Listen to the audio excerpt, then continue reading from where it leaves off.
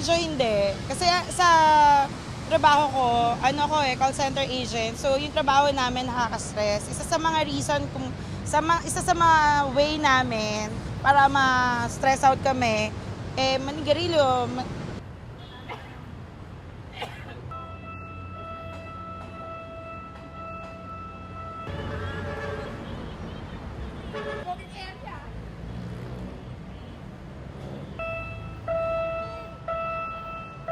Mas maganda nga yung smoking ban.